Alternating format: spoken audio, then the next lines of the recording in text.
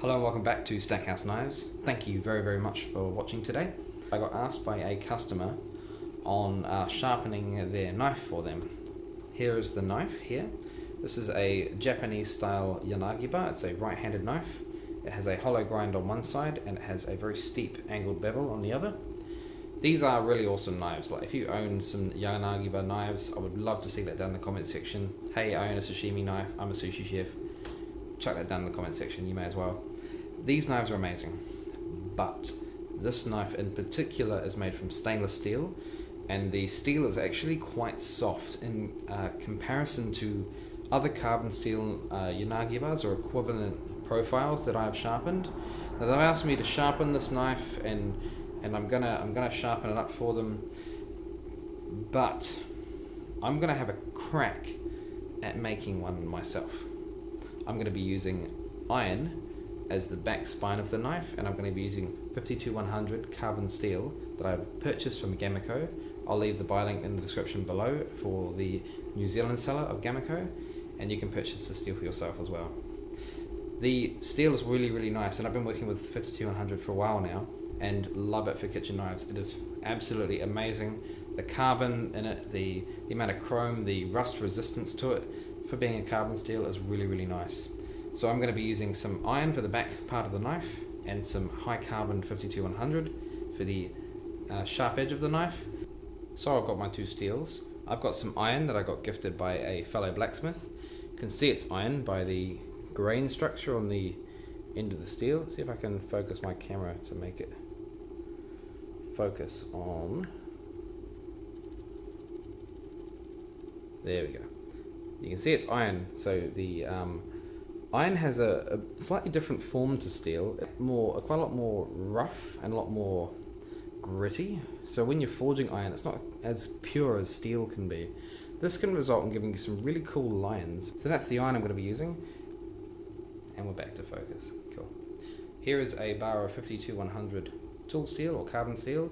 This stuff is amazing, as I've already said.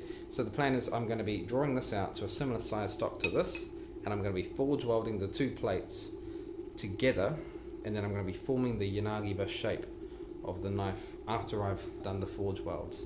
Wish me luck with this project, and we'll see how it goes. That's the plan.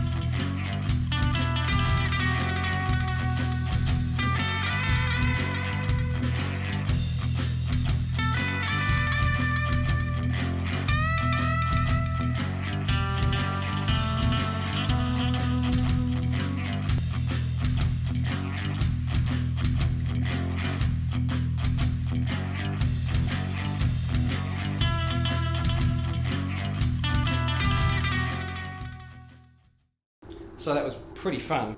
Here is our Yanagiba sashimi knife. I had a few problems with the tang. I ended up de-welding it, but because it's iron and it's soft, I ended up fluxing it, and I managed to get that guy fused back together again. The next step will be to heat treat this guy. I'm going to lightly profile the blade and get the heat treatment done. I'm really curious at how heat treating this guy is going to be. It's going to be an interesting one. But for now, thank you very much for watching part 1 of my Yanagiba or sashimi iron-cladded 52-100 steel knife. And yeah, stay tuned for part 2 very soon. Feel free to smash that like button with a giant hammer and subscribe. If you are new to the channel, I would hit that subscribe button and the post notification button at the corner of your screen, or the little bell button. That will give you ongoing and updated notifications of when the next Stackhouse Knives video will be up. Thank you very much for watching this week's video. You have an awesome day. Thank you.